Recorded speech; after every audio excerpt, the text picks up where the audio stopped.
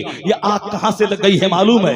एक तो तरबियत की कमी है और दूसरी बुजुर्गों ने कहा है अपनी ग़िज़ा पे ध्यान दें। जब हराम ग़िज़ा बदन में जाती है तो बदन में ख्वाहिशात की दुनिया में आग लग जाती है। उसको चाहिए कोई आग बुझाने के लिए कोई हॉकर चाहिए, कोई ड्राइवर चाहिए, कोई सार्कली का छोकरा चाहिए, रहे शहर तमाम में, तबूक में और मक्का में रहे, मगर वहां से पैसा आ रहा है, हाथ में घर में रिमोट है, सामने घर में टेलीविजन है, उसमें मोबाइल में गंदी तस्वीरें हैं और साथ खाने पीने के सारे सामान है, काम करने वाली नौकर गुलाम है और फिर बेपर्दगी के लिए बाजार है और फिर इधर घर में ग़िज़ा, घर में तस्वीरें और घर में फोन। अब बदन में आग लगी तो फिर कहां जाए? तुम तो तमाम महल आ जाए, यहाँ घर में ग़िज़ा, घर में टेलीविजन, घर में तस्वीरें और घर फैश तस्वीरें। उसके बाद आग लगी है तो कहां जाएंगे? आग बुझाने के लिए हॉकर मौजूद है, आग बुझाने के लिए टीचर मौजूद है, आग बुझाने के लिए साहब मस्जिद का छोकरा मौजूद और गली का छोकरा मौजूद है। आज अगर आग लगी है, पैसा तुम कमाता है, घर में आग लगी,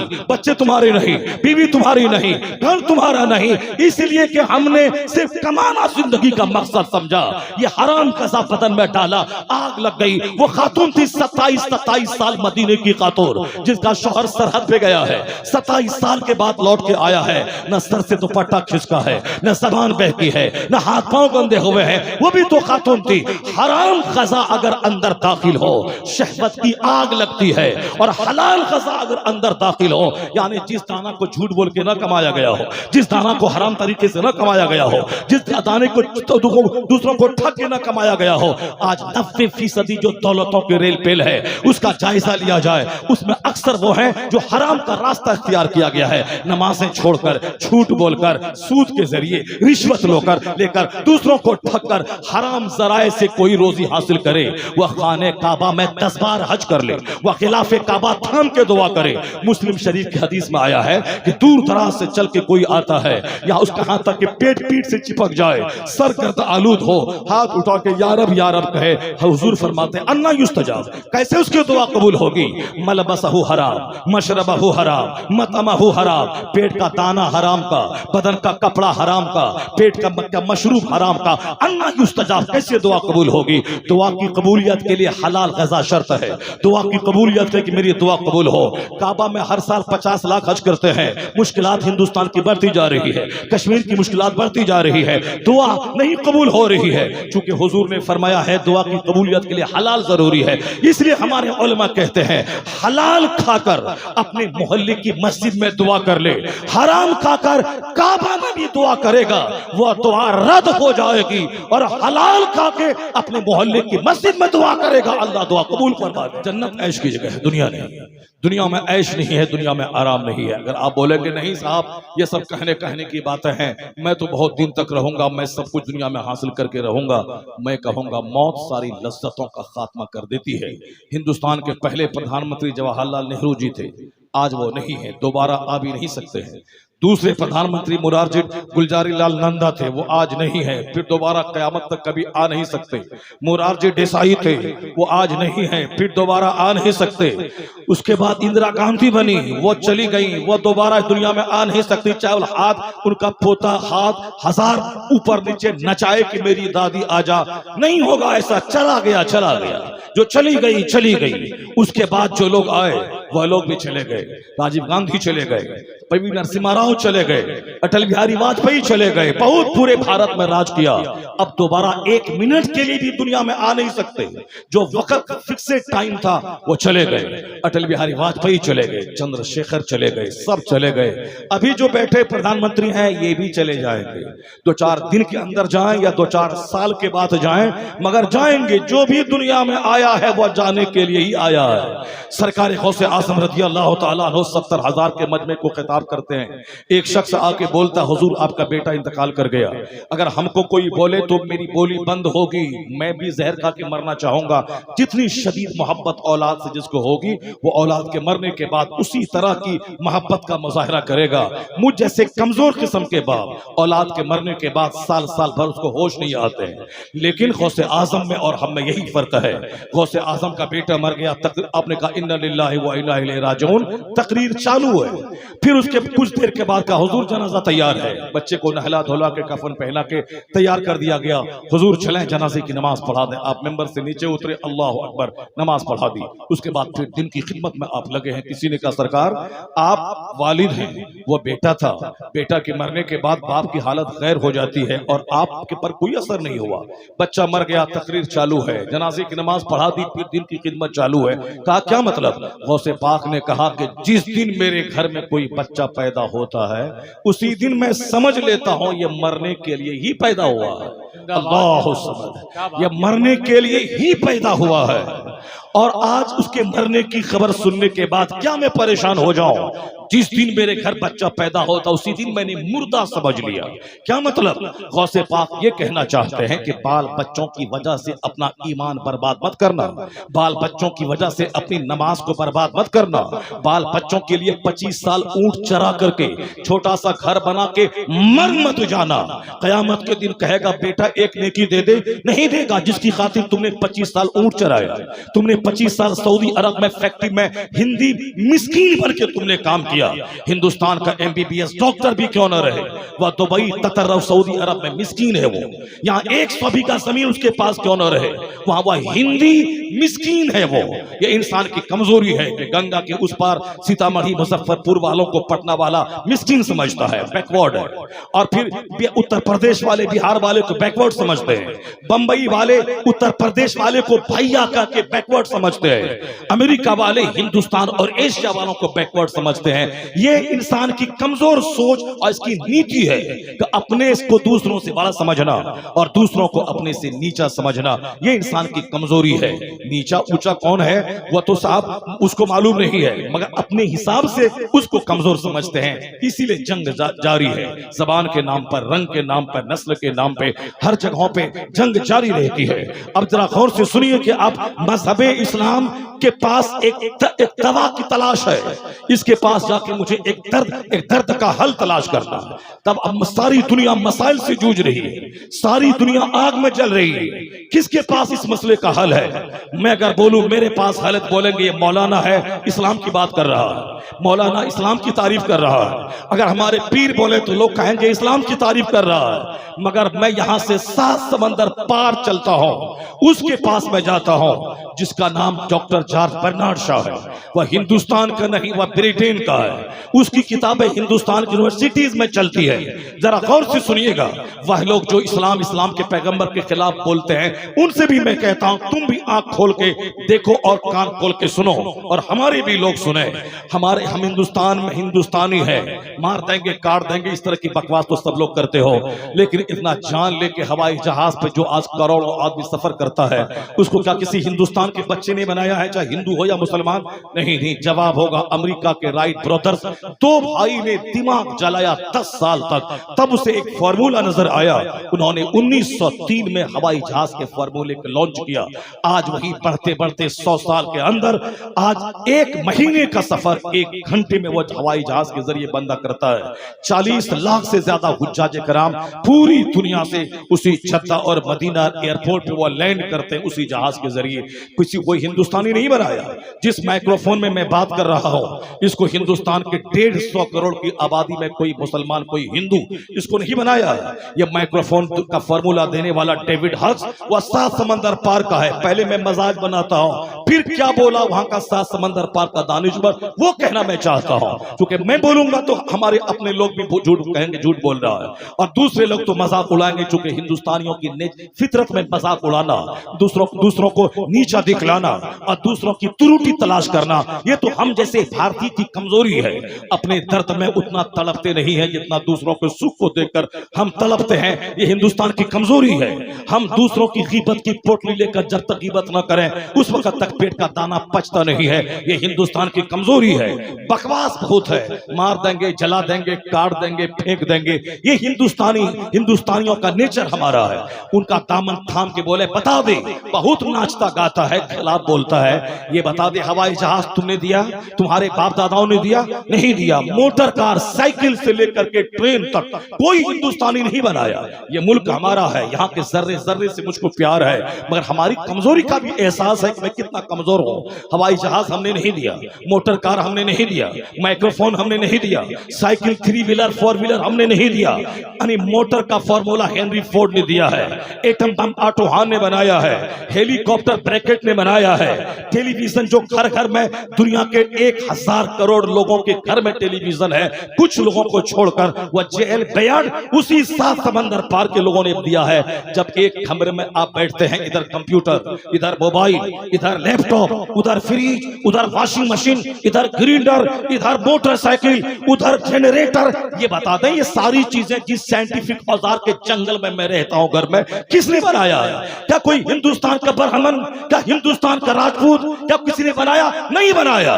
वो 7 समंदर पार के डेविड हक्स ने, हेनरी फोर्ड ने, आइंस्टाइन ने, न्यूटन ने, ऑटो हान ने, जेएल बेयर्ड ने, ब्रैकेट ने, उन लोगों ने बनाया है। इसका मतलब यह निकला कि हम लोग बात करें और सारा सामान वो दे, उसका इस्तेमाल करें और उसी मोबाइल का इस्तेमाल करके काटने और मारने की बात करें। जिस दिन संजीदगी से इस पॉइंट पे हिंदुस्तान के लोग गौर कर लें, वो कभी एक दूसरे की तजलील नहीं करेंगे, एक दूसरे की तहकीर नहीं करेंगे, वो मार धाड़ की बात नहीं करेंगे, सब अपने अपने काम में लग जाएंगे।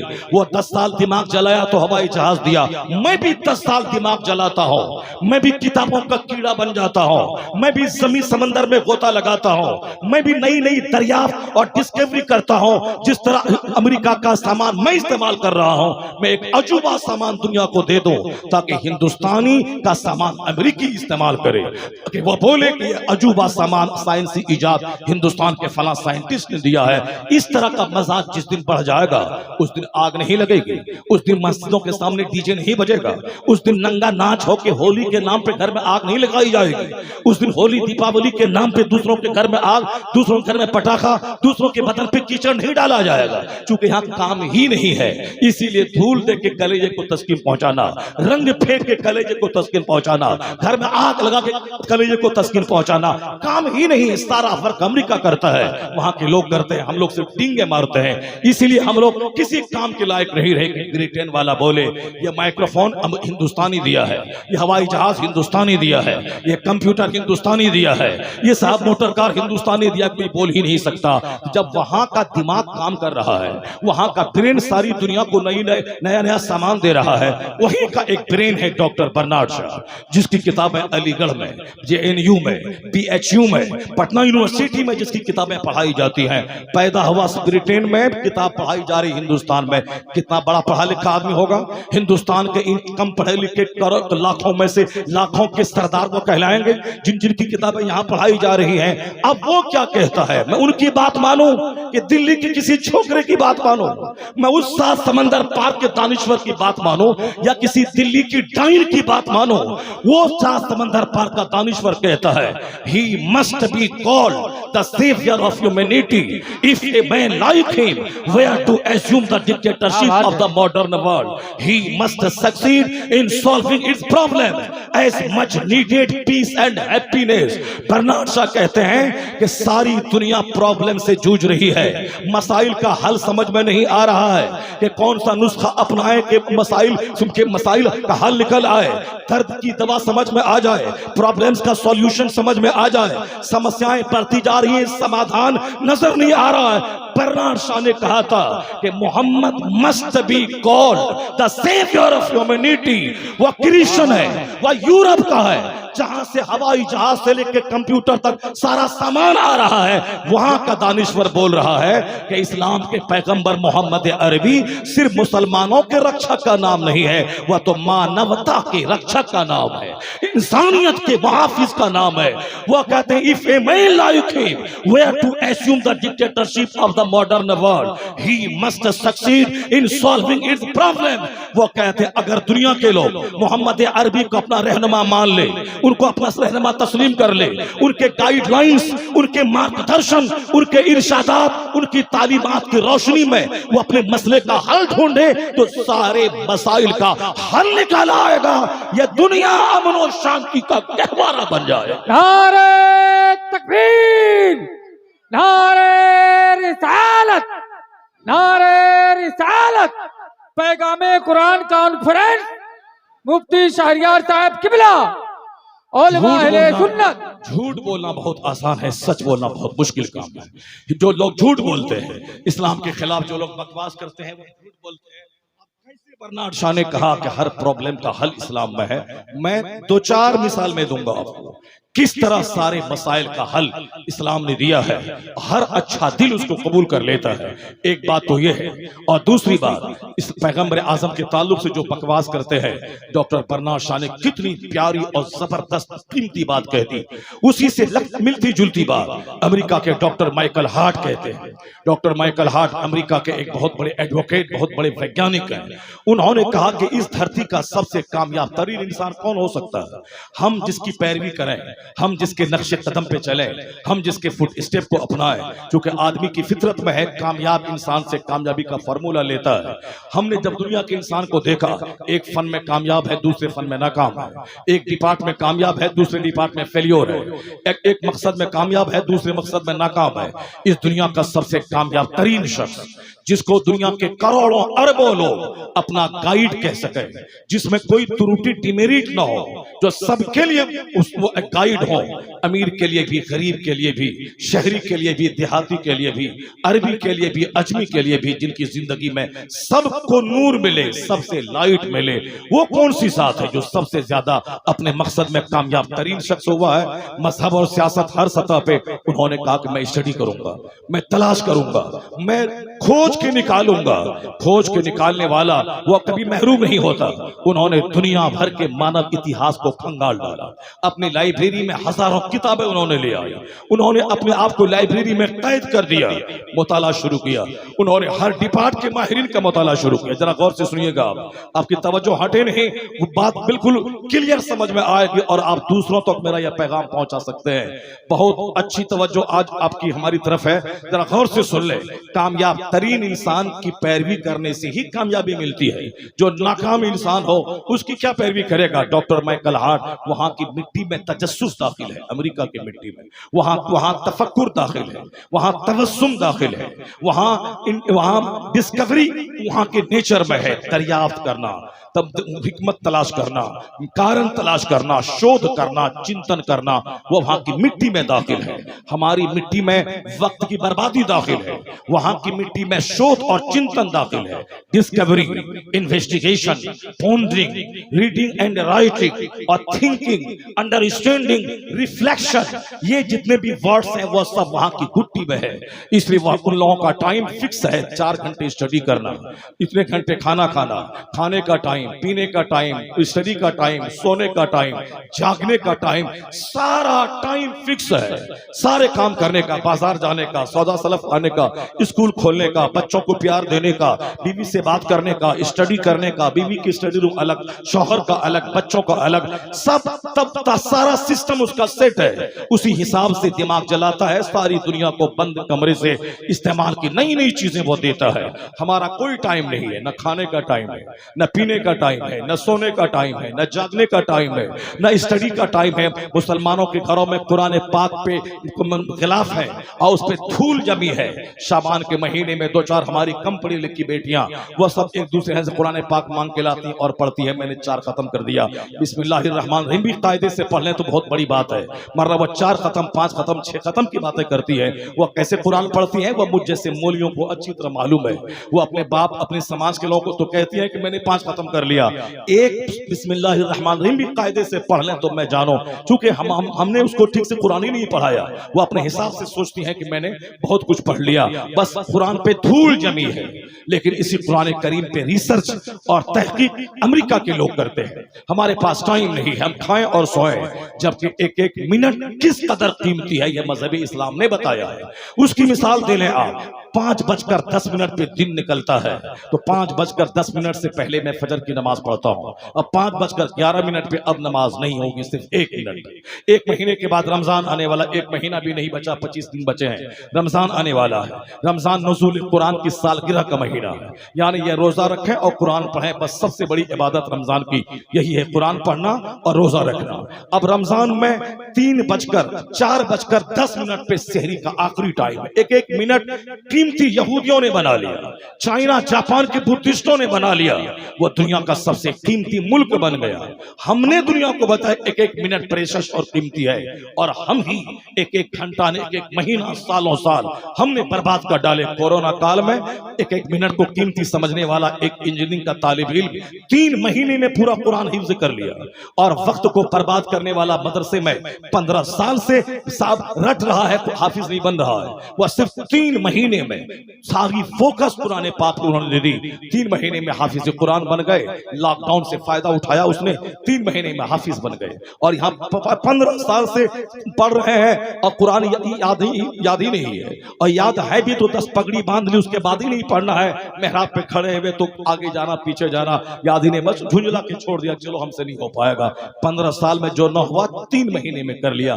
1-1 मिनट कीमती है, हमने बर्बाद किया वक्त को।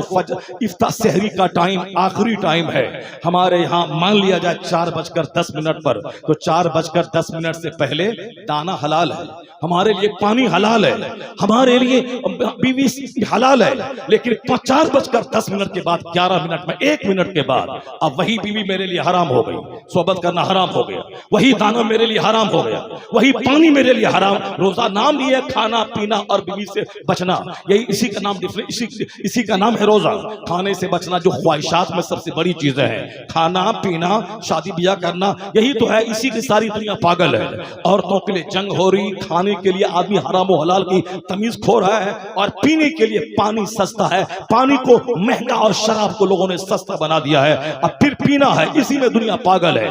यही शराब की वजह से तकरार हो रही है, इसी शराब की वजह से लड़ाई हो रही है, इसी शराब की वजह से तलाक हो रही है, इसी शराब की वजह से लोग 100 लोग जहरीली शराब पी के मर रहे हैं, यानी पानी नहीं पी के शराब पी रहे हैं। अब समझ सकता है कि मेंटलिटी कैसी लोगों की हो गई है।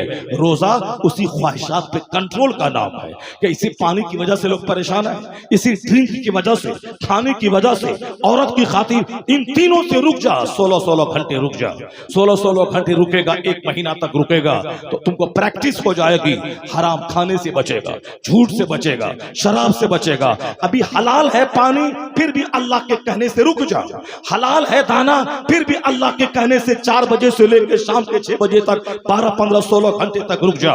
हलाल है मगर अपने लिए हराम कर ले अल्लाह के वास्ते। बीवी हलाल है मगर अपने लिए 15 घंटे हराम बना ले।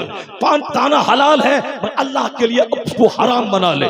जब 1 महीने तक इस जायज चीजों को 15 घंटे 12 घंटे तक हराम बना लेगा तो 30 दिन की प्रैक्टिस ईद के बाद तुझे इस काबिल बना देगी कि अब अल्लाह के कहने से दाना छोड़ा था, अब अल्लाह के कहने से झूठ छोड़ दे, अल्लाह के कहने से शराब छोड़ दे, अल्लाह के कहने से गीबत छोड़ दे, अल्लाह के कहने से कत्लो क़िताल जंगो जदाल छोड़ दे, अल्लाह के कहने से माँ बाप का अपमान छोड़ दे, अल्लाह के कहने से रिज़्क़ हराम के वसाइल छोड़ दे। यह रोजा है क्या चीज? 1 महीना प्रैक्टिस करवाता है दाना पानी छोड़वा कर, ताकि गुनाहों से बचने की सलाहियत पैदा हो जाए, गुनाहों से बचने की मश्क हो जाए। तो 1 मिनट पहले जो पानी हलाल था 1 मिनट के बाद हराम हो गया। है दुनिया में कोई ऐसा मजहब जहां 1 मिनट पहले हलाल हो, 1 मिनट के बाद हराम हो जाए? 6:10 पे इफ्तार करना है, 6:09 पे जो पानी हराम है 6:10 पानी हलाल हो गया, वो दाना हलाल हो गया।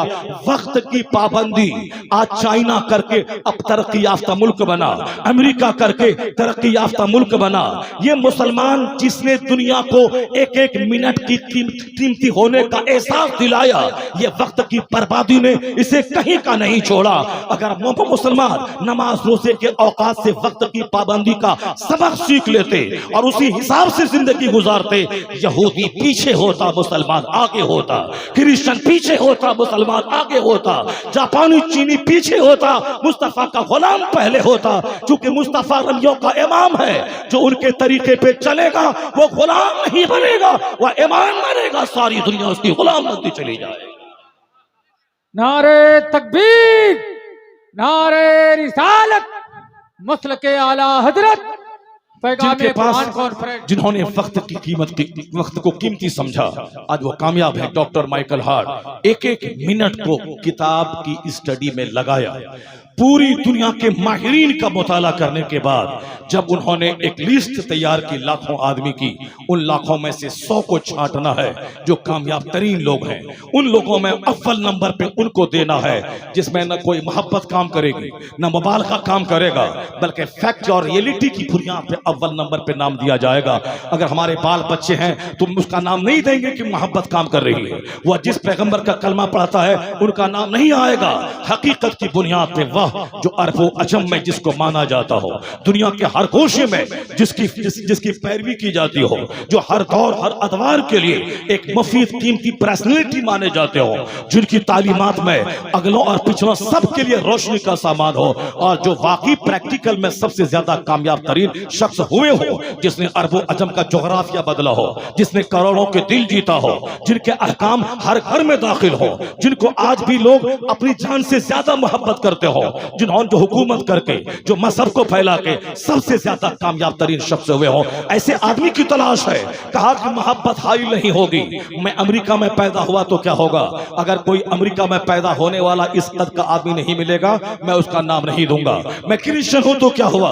अगर हमारा पैगंबर उस कसौटी पे खरा नहीं उतरेगा, वो अपने हिसाब से उसका नाम अव्वल नंबर पे नहीं आएगा। कहा मोहब्बत यहाँ काम नहीं करेगी, अकीदत काम नहीं करेगी, मुबालगा काम नहीं करेगा, यहाँ सिर्फ सच्चाई काम करेगी, हकीकत काम करेगी, फैक्ट काम करेगा। उस हिसाब से स्टडी की उन्होंने।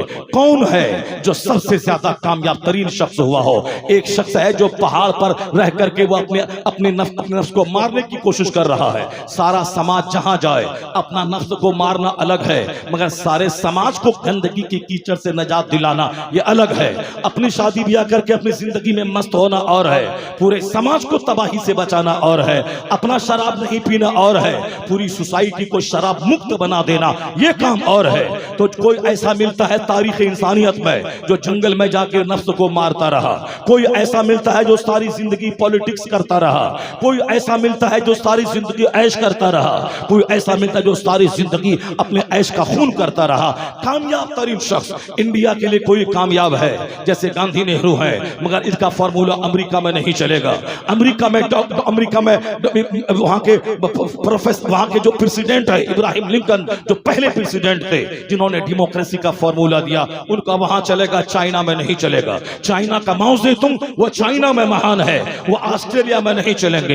एक ऐसा शख्स हो जिनका उसूल अमेरिका में भी लाजवाब माना जाता हो, चाइना में भी लाजवाब माना जाता हो, हिंदुस्तान में भी कीमती माना जाता हो। जिस तरह मस्जिद में उनका कानून चलता है, उसी तरह अदालत की कुर्सी पे भी कानून चलता हो, जिसकी जुडिशियरी, जिसका एडमिनिस्ट्रेशन, जिसकी आर्मी, जिसकी सोसाइटी में भी उसी तरह की पकड़ हो, जो निज़ाम हुकूमत दिया हो, जो एक शानदार मजहब दिया हो, जो भाई भाई खमांगी के उसूल ज़ाब्ते दिया हो, जो खाने कमाने माँ की गोद से लेके कब्र की गोद तक जिंदगी के हर डिपार्ट में शानदार मार्किंग स्टोन छोड़ा हो, ऐसे आदमी की तलाश है। उन्होंने लाखों की भीड़ भाड़ में 100 आदमी को छांटा है। उस 100 में अव्वल नंबर पे कौन आएगा? उन्होंने कहा न्यूटन, जिसकी वजह से साइंस आज जवान हुई है, जो साइंस का बाप माना जाता है, मगर वह साइंस के क्षेत्र का मजहब से उसका कोई लेना देना नहीं है, वह कामयाब तरीन नहीं कहा जाएगा। जनाब ईसा अलैहिस्सलाम, उन्होंने अपने हिसाब से उन्होंने कहा हम सारे पैगंबर पर ईमान लाते हैं, सारी किताबों पर हमारा ईमान है। आमनतु बिल्लाहि व मलाइकतिही व कुतुबिही व रुसुलिही, अल्लाह के सारे फरिश्तों पर, सारी किताबों पर, सारे रसूलों पर ईमान है। उसने अपने हिसाब से कहा। इन्होंने हुकूमत कोई कायम नहीं की, मजहब का तरीका बताया, 10-12 लोगों ने उनका साथ दिया, और वो भी आखिर वक्त में सब लोग उनका साथ छोड़ के चले गए। एक ऐसा शख्स जिसको दुनिया में उनकी जिंदगी में एक सल्तनत मिली हो, लाखों फॉलोवर मिले हो, और आज भी उनके कई 100 साल गुजर जाने के बाद उनके अरबों फॉलोवर मौजूद हो। किसी ने किसी के पास 10 फॉलोवर है, किसी के पास 10 है, करोड़ों लोग जिनको अपना रोल मॉडल मानते हो, जो मजहब और सियासत दोनों सतह पे कामयाबी का झंडा गाड़े हो। वह कौन है? कोई नहीं मिला। पूरी इंसानी तारीख में आइंस्टाइन मिला साइंस का, न्यूटन मिला साइंस का, वर्ड्सवर्थ मिला लिटरेचर का, इकबाल मिला अदब का, माओ ज़ेडुंग मिला सियासत का, और जनाब ईसा अलैहिस्सलाम मिले मजहब के। अपने हिसाब से उसने वो गौतम बुद्ध मिला मजहब का, महावीर मिला मजहब का। एक ऐसा इंसान चाहिए जिसने सल्तनत कायम की हो, जिसने आर्मी कायम की हो, जिसने मजहब कायम, जिन्होंने शानदार मजहब दिया हो। मस्जिद में भी वो लाजवाब हो, अदालत की कुर्सी पे भी लाजवाब हो, समाजियात के क्षेत्र में लाजवाब हो। माइकल हार्ट कहता है कोई नहीं मिला, एक शख्स मिला। He was successful on both levels। वो कामयाब तरीन इंसान कौन है? मोहम्मद अरबी की ज़ात गिरामी है, जो मजहब और सियासत दोनों सतह पे कामयाब तरीन शख्स होगा। नारे तकबीर, बुलंद आवाज से नारे तकबीर, नारे रिसालत, पैगाम इस्लाम, मजहब इस्लाम, पैगाम कुरान कॉन्फ्रेंस, मदरसा कादरिया रज़विया मीर अलीपुर, उलमाए अहले सुन्नत, अल्लामा डॉक्टर शहरयार रजा खान साहब किबला। डॉक्टर माइकल हार्ट कहते हैं he was most successful, supremely successful on both levels, religious and secular. मजहब और सियासत दोनों सतह पर सबसे कामयाब तरीन शख्स मानव इतिहास में अगर कोई है तो मोहम्मद अरबी की ज़ात गिरामी। अब जरा कैसे है, क्यों है, इस तरफ मैं पलटता हूँ। मैंने दो बड़े दुनिया के महानों की का कोटेशन मैंने कोट किया आपको। डॉक्टर माइकल हार्ट की किताब द 100 आज तक प्रेस से छप रही है, बड़े बड़े बुक स्टॉल में मौजूद है। आप भी उस किताब को पढ़ सकते हैं और दूसरों को दिखा सकते हैं। मैं कोई हवाई फायरिंग नहीं कर रहा हूँ। और फिर उन्होंने जो डॉक्टर बर्नार्ड शॉ ने जो कुछ कहा वो भी वो किताब मौजूद है, 40 साल पहले वो किताब छपी है।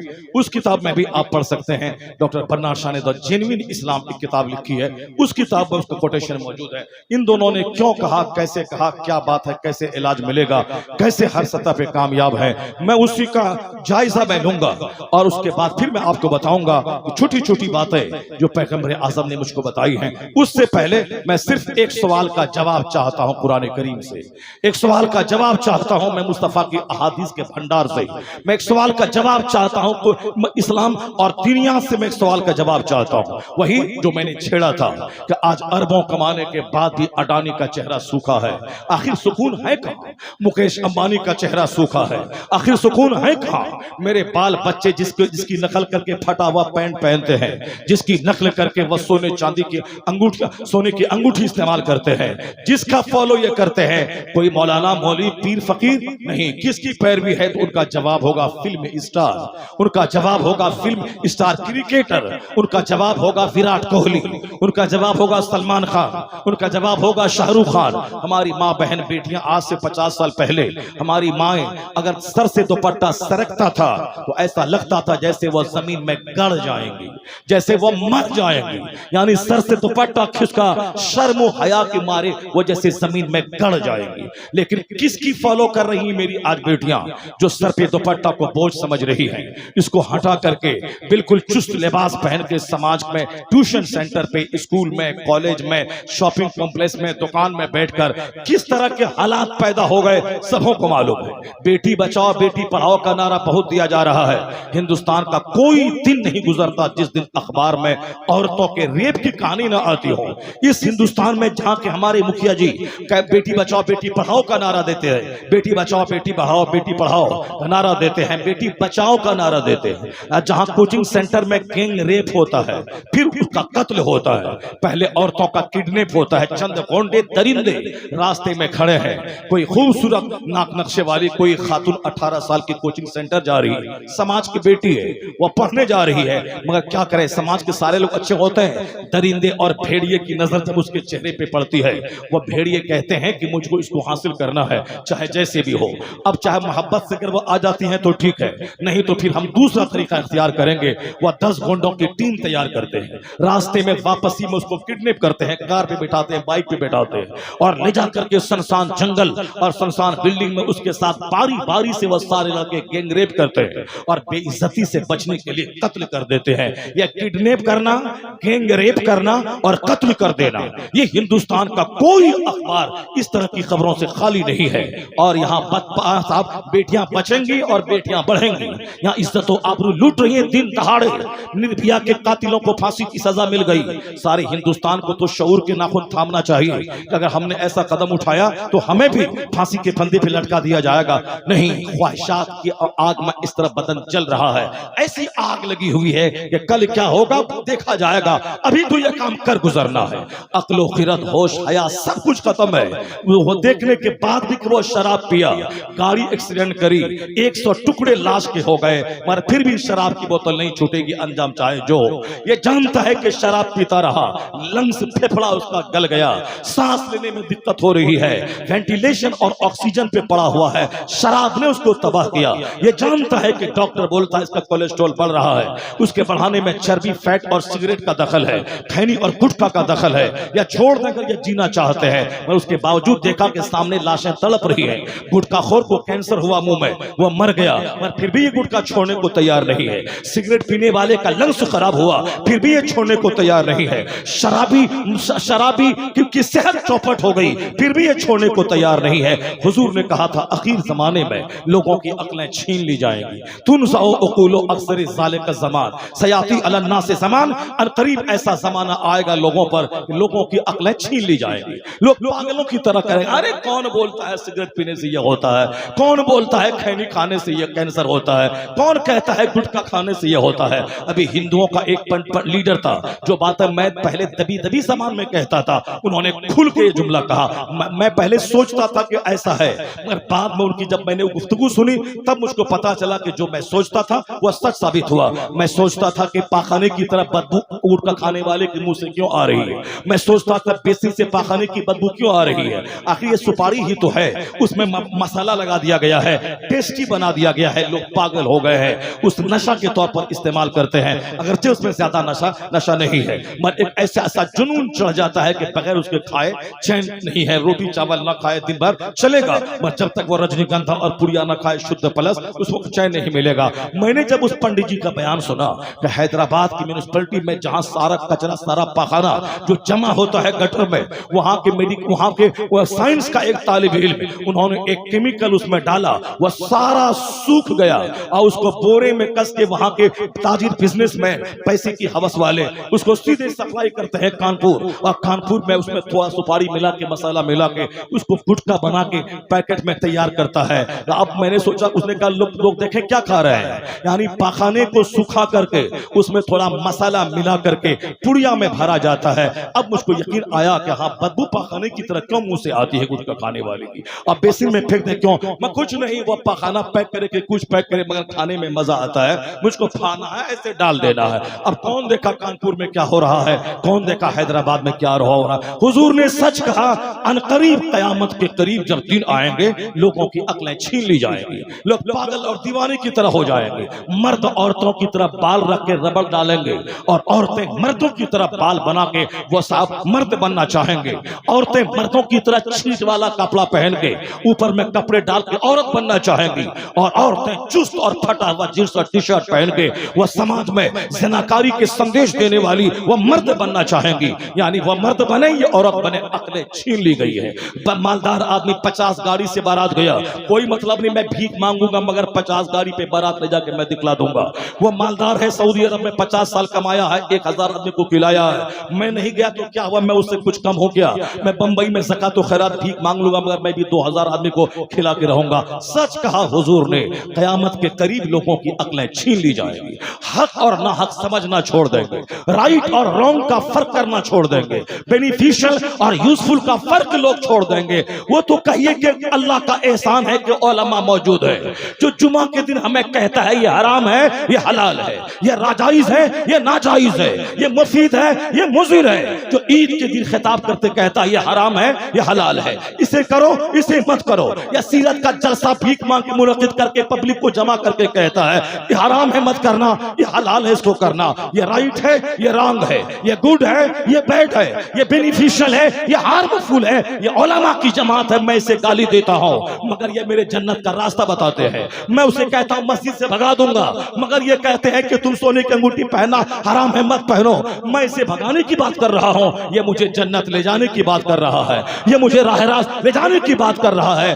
पहले आधा रुदल की कहानी की बातें होती थी, अकबर बिरबल की कहानी की मजलिस गांव देहात में सजती थी, और आज वो सारी महफिलें खत्म हो गई। तीजा की महफिल में वाज है, 40वां की महफिल में तकरीर है, शादी की महफिल में तकरीर है। आज आधा आला रुदल की कहानी खत्म, अकबर बिरबल की दास्तान खत्म। आज जो ये सीरत के जलसे हो रहे हैं, जो हमें टोकने की बातें हो रही है, एहसान इन उलमा का है जो हमें टोक टोक कर गुनाहों से बचाते हैं और नेकियों का पैगाम देते हैं। नारे तकबीर, नारे रिसालत, पैगाम इस्लाम, ये मज़हब इसका इस्लाम। इसका बेनिफिट ये मिल रहा है। दूसरों के यहाँ घर में दाखिल हो, शराब की बोतलें सोफा के सामने टेबल पे सजी रहती हैं, मगर हमारा दुनियादार तबका भी अपने घरों में शराब अगर पीता है, चोरी छुपे पीता है। उनके यहाँ ज़िना के दरबार खुले हुए हैं। इसका उनसे संबंध है, उनका उनसे संबंध है, उनका उनसे संबंध है। जब ये कहानी सुनने को मिलती है, साहब बेटी बॉयफ्रेंड के साथ, साहब बेटा गर्लफ्रेंड के साथ, माँ दूसरे बॉयफ्रेंड के साथ, बाप दूसरे गर्लफ्रेंड के साथ, यानी ये 50 करोड़ का घर है या तवाइफ का कोठा है।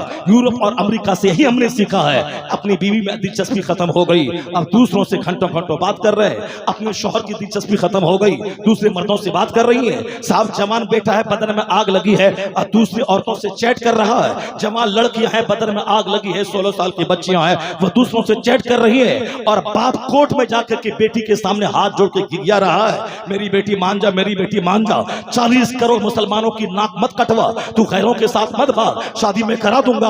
मगर वो है कि माँ बाप भाई बहन समाज सबका प्यार ठोकरा के उस गैरों के साथ भाग रही है। ये छोकरा हमारा नौकरी की तलाश में, वो दाढ़ी मोज इस्लाम दीन धर्म सब छोड़ के उसके साथ भाग रहा है। कौन सी औलाद में जन्म दे रहा हो?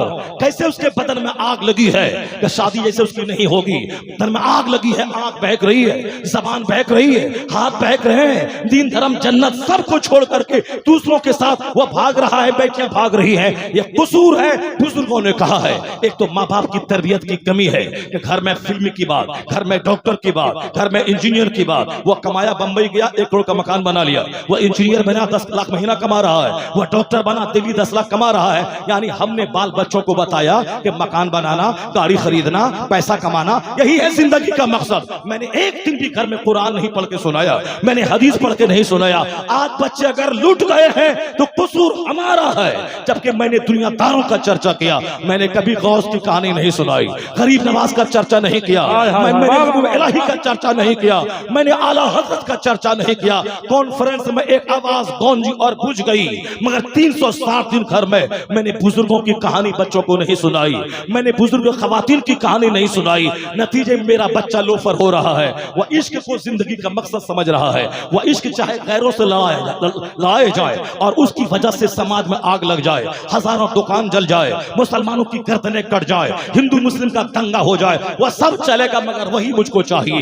ये आग कहां से लग गई है मालूम है? एक तो तरबियत की कमी है और दूसरी बुजुर्गों ने कहा है अपनी ग़िज़ा पे ध्यान दें। जब हराम ग़िज़ा बदन में जाती है तो बदन में ख्वाहिशात की दुनिया में आग लग जाती है। उसको चाहिए कोई आग बुझाने के लिए, कोई हॉकर चाहिए, कोई ड्राइवर चाहिए, कोई सारगली का छोकरा चाहिए, रहे शहर तमाम में, तबूक में और मक्का में रहे, मगर वहां से पैसा आ रहा है, हाथ में घर में रिमोट है, सामने घर में टेलीविजन है, उसमें मोबाइल में गंदी तस्वीरें हैं और साथ खाने पीने के सारे सामान है, काम करने वाले नौकर गुलाम है और फिर बेपर्दगी के लिए बाजार है और फिर इधर घर में ग़िज़ा, घर में तस्वीरें और घर में फोन। अब बदन में आग लगी तो फिर कहां जाए? तुम तो तमाम महल आ जाए, यहाँ घर में ग़िज़ा, घर में टेलीविजन, घर में तस्वीरें और घर फैश तस्वीरें। उसके बाद आग लगी है तो कहां जाएंगे? आग बुझाने के लिए हॉकर मौजूद है, आग बुझाने के लिए टीचर मौजूद है, आग बुझाने के लिए साहब मस्जिद का छोकरा मौजूद, वो गली का छोकरा मौजूद है। आज अगर आग लगी है,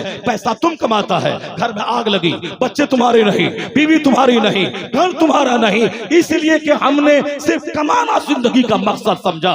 ये हराम ग़िज़ा बदन में डाला, आग लग गई। वो खातून थी 27 साल मदीने की खातून, जिसका शौहर सरहद पे गया है, 27 साल के बाद लौट के आया है, न सर से दुपट्टा खिसका है, न ज़बान बहकी है, न हाथ पांव गंदे हुए हैं। वो भी तो खातून थी।